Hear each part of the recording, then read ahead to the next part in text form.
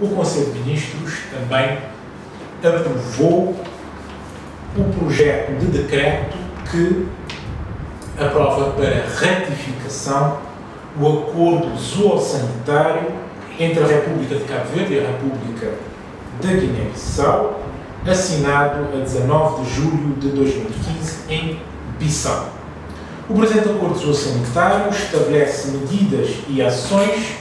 que visam facilitar o comércio de animais e de produtos de origem animal,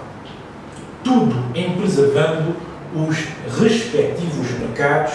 de doenças infectocontagiosas e parasitárias dos animais, em conformidade com as normas, regras e diretrizes internacionais na matéria, particularmente as da Organização Mundial da Saúde Animal,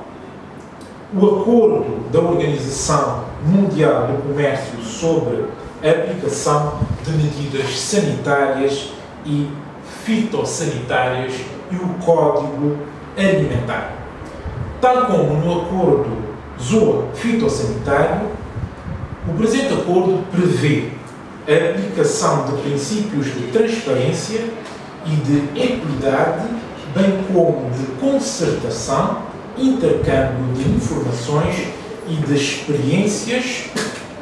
para além de criar uma comissão mista de avaliação e acompanhamento do acordo, que se reunirá pelo menos uma vez por ano, alternadamente em Cabo Verde e na